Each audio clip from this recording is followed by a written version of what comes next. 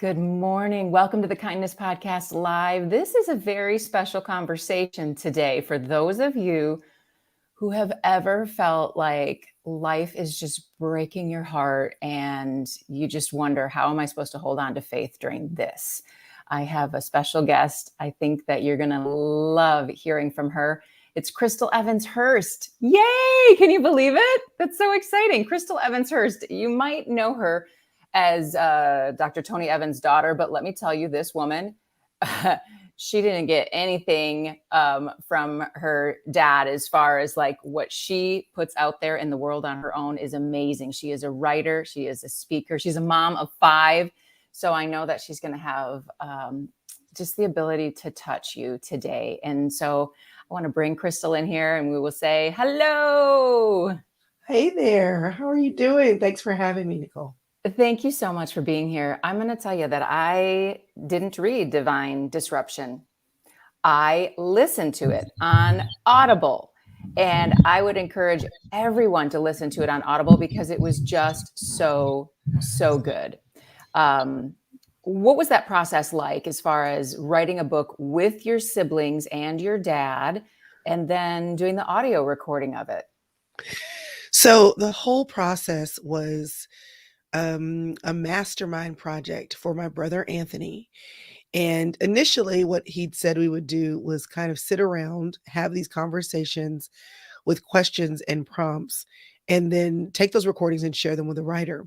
Well, because of our schedules, probably, and just the timing of needing to get the project done, we didn't do that. We actually independently, individually put down our thoughts, and he painstakingly went through and stitched them together, us all telling the same story from different vantage points, and doing that in a way where the reader is able to see with one incident, with one circumstance, what are 5 different takeaways, 5 different interpretations, 5 different emotions, just of that one experience, which I think helps the readers obviously to see themselves because we're all different.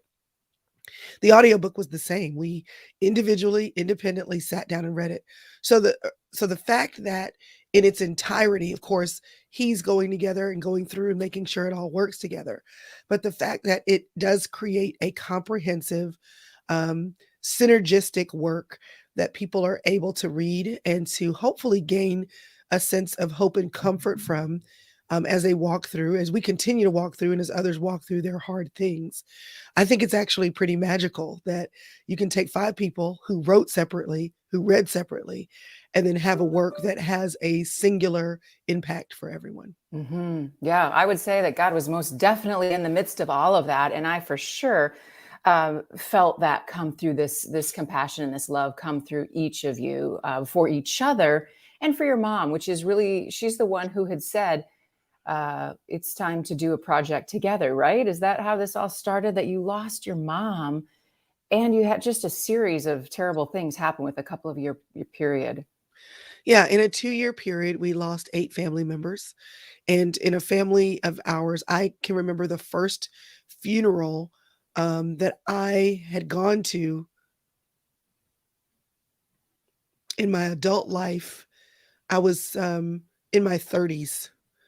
Um, and then my grandfather passed away when I was in my mid 30s.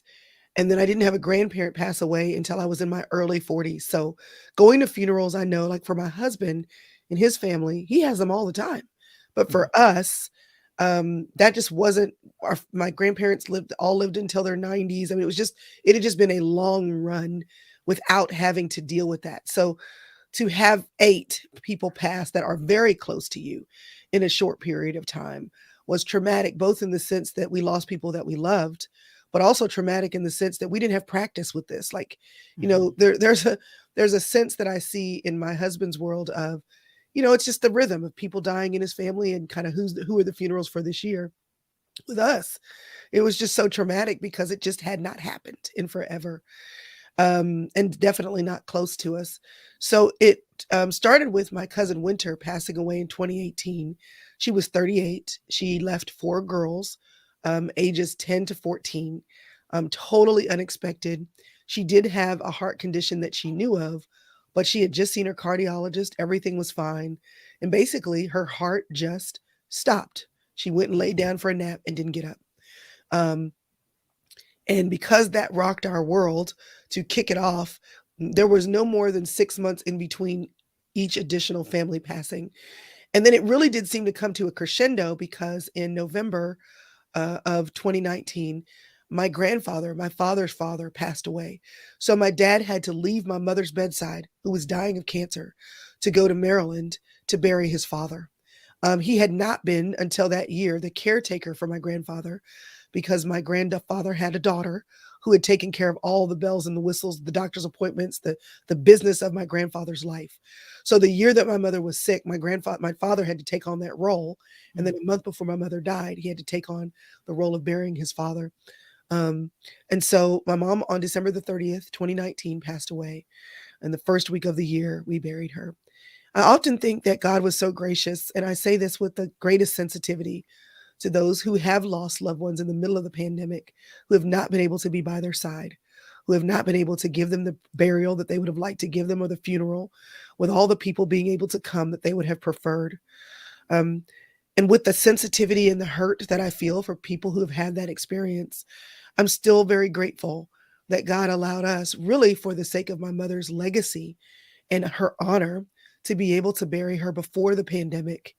Um, I think that the show for her funeral was a packed house. We showed it to thousands of people online, was an indication that the woman that had done so many things behind the scenes to support my dad as he was in front of the cameras and in front of the lights and in front of audiences all over the world, the testament to her life. I was glad that we were able to not only funeralize her, but also to give other people the opportunity to show honor to her and the impact of her life as it has been manifested through the life of our family. People always say, when you see Tony Evans and you see his kids, how does that happen? And I do believe that both of my parents played an integral role, but I do not think that without my mother being a part of doing the things that people did not see and keeping things stitched together. So we were glad to have the opportunity to honor her. And she did say that she wanted us to do some things together. So to again have the opportunity, while it's still fresh and while people are still very much experiencing pain, to say, okay, we showed you her funeral and how we have faith, but can we show you our lives and how we've had to maintain that faith in the loss of the one who we're all the closest to, who actually told us the in the wake of difficult circumstances to keep having faith, and to show you how we're doing that together and to show you how we're doing that individually as well. Well, Chrystal, it's interesting that you mention a couple of things. One being, Tony Evans and the children, all of you having this tremendous faith. How do you do it? That's so, so you address that, and I appreciate that. But for people who say, like, why faith? Why bother? If Yeah. this is going to be so hard, if life is going to be so hard, I mean, because I just have like I just want to sit and cry with you over everything you've been through. So why faith when you could just, I don't know. Exactly.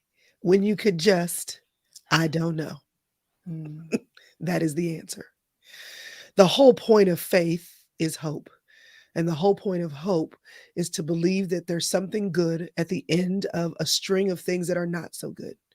To believe that either on this side of eternity or on the other side, that you'll be able to look and see something that has sprouted by something being buried.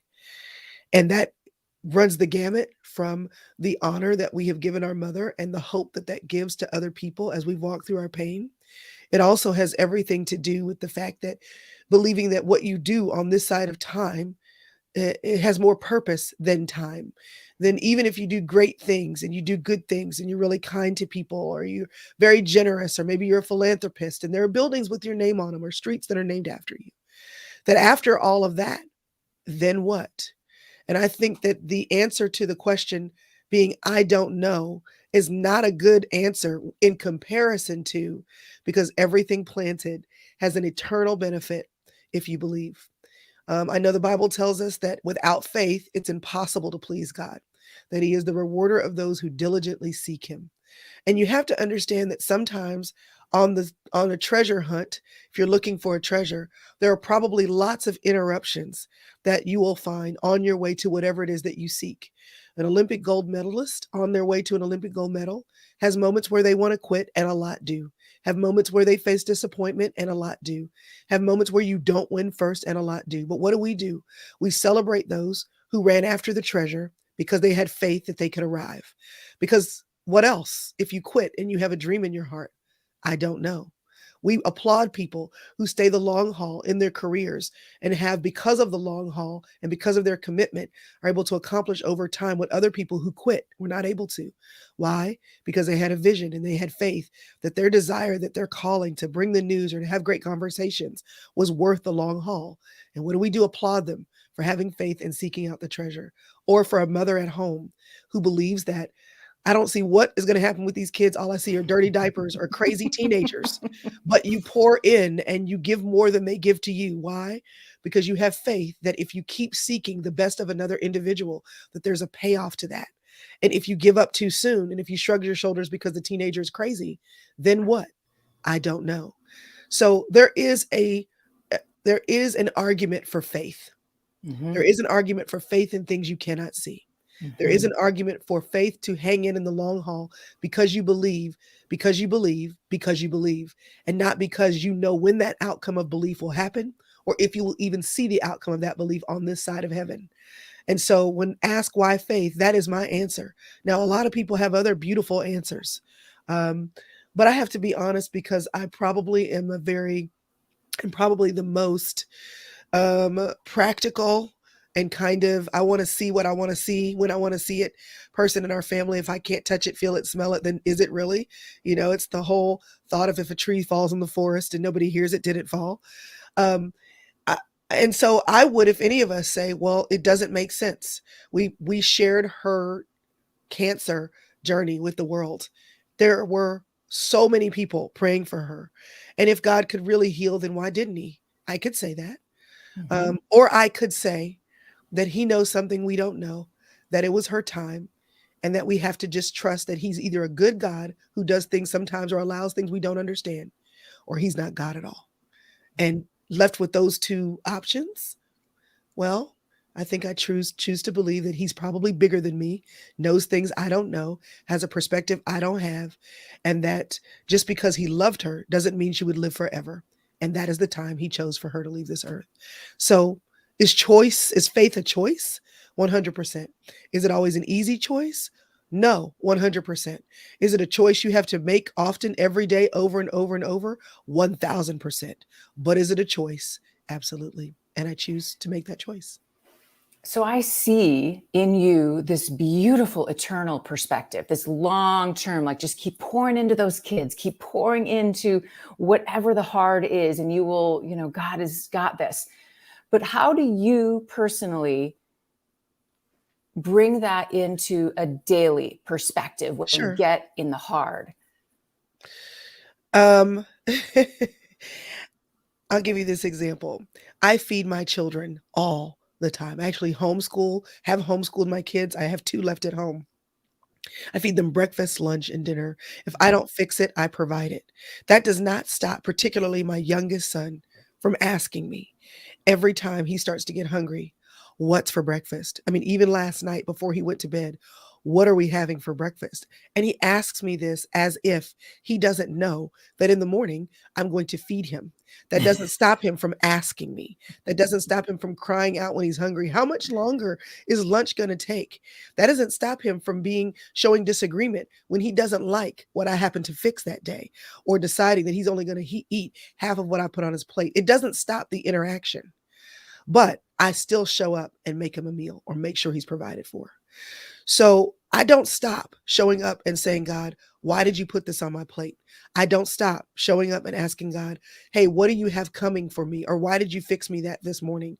I don't stop telling God, you put too much on my plate. Why did you give me so much to digest? I actually can't take more in. I don't stop telling God, you haven't given me enough on my plate. How can you expect me to go forward and do all the things in my life if this is all you're going to feed me? I don't stop telling God that what's on my plate, I don't like Why did you even fix this for me? You know I don't like peanut butter, or whatever the case may be, as one of my sons told me today. So when you ask me, what do I do in the midst of a God who keeps showing up every day to wake up my eyes? The Bible says his mercies are new every morning, to give me the opportunity to choose again. When I wake up and the day that dawns, the choices that I have, the opportunities that I have, I don't like. It doesn't stop me from saying, God, you're not there. I may question what he put on my plate because he keeps showing up and putting things on my plate. I'm still here. I'm still alive. But what Right. I do is wrestle with him. I do not have a problem asking God questions. I do not have a problem expressing my disinterest. Just like I, as a parent, want my son to be grateful, even if he's not excited about what I gave him. I know that God works the same way. So I try to be grateful and not always be a complaining kid. But I think the interaction, basically prayer, conversation with God, but not this pious, performance based, super only in 5 a.m. and only at 11 p.m. kind of monk prayer. I'm like all day long fussing at God, walking around outside if that's what I need to do, and talking out loud, or being grateful when I see something that he has given me, expressing my disappointment when he hasn't given me what I desired. That's the middle of the wrestle. And I think the wrestle with my son over the meals is conversation, and it's still relationship. And I feel the same way about my relationship with God. That's not all there is to it, but that is certainly what it looks like when there's a faith struggle. Thank you. Thank you. I think that means a lot to a lot of people when they say, okay, I get that this is a long-term Yeah. journey, but what about today? So thanks Yeah. for sharing that. One of the things I really admire about you, Chrystal, is the way that you pour into and encourage both women and young girls. It just seems like a passion of yours. And I'm wondering, where did this passion come from for you to just be such an encourager in this field? Well, I think about the fact that I had great parents, still Mhm. have a great parent that's still with me. And even with great parenting, with a great faith background and upbringing, even with Christian school, private education, did all the Bible studies, all that. I still had a season of my life where I just made dumb choices. That's what I tell my children. Between the ages of 15 and 25, your brain is not developed, but you're going to have freedom from the world to do what you want to do. And the reality is that most people make some of the dumbest decisions in their life in that 10-year span. Amen. Me too. So what I want to do is tell you over and over and over again what the truth is. But I realize that as a parent, even though that's the role of a parent, I'm actually like a mentor to you. I'm 20 years past you, 30 years past you. You may not want to listen to me. So, as with my own children, I want to make sure they have other voices in their lives to say and repeat to them what I'm saying, but maybe a different way, because your kids start to get a little tone deaf to you.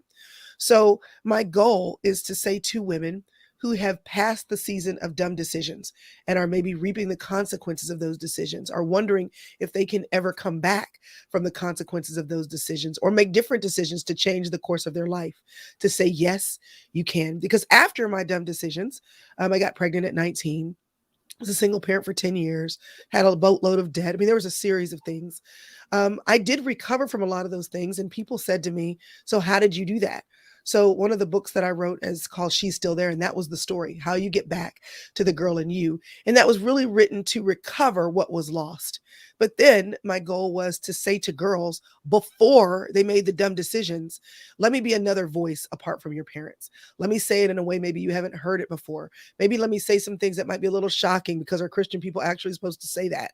Well, if we don't say that, then who else is going to say it? So, Mhm. so on both ends, for those women before they lose themselves, or women after they feel like the girl is lost and never recoverable. For both of those women, what I want to say is she's still there. She's always been there. She will always be. Your job is to honor the gift of you in this world and to call women up and out to the best version of themselves, not apologizing for who they are, not letting other people define them for less than who they've been designed to be, and for them to chase everything that God put in them as a unique human being who is the only person who can do in this world what they're designed to do. Okay, I'm going to throw something at you that I was not planning on throwing at you. I have a son and he's 16 and has a girlfriend. And so, we sit down and we have the conversation that goes something like this. Charlie, I know the entire world says that you should have sex when you're ready. I, as your mom, am telling you, I really think you should wait until you're married. And everyone around you is going to think I'm bat crazy. But do you know why I say that to you, Charlie? And Charlie says, yeah, Mom, because it's in the Bible, it's a sin. And I said, actually, no, that's not why I care. Because I sin every day, Charlie. I said, from the time I wake up to the time I go to bed, I'm doing things that I'm not supposed to be doing. I said, to me, it's because of God's guardrails. God wants the best for us. And so if we can Yeah. follow what he puts out there, we're going to be in line for the best, not just something, but the best. So, Chrystal, that was the best I could do on short notice. Can you please help me?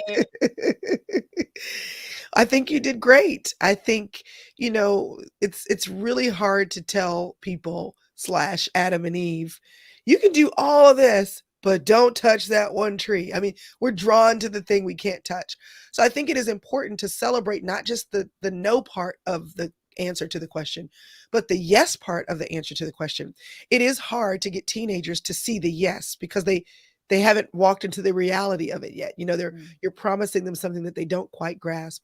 But I do think that was the positive thing to do. I think there are arguments for abstinence that have nothing to do with faith.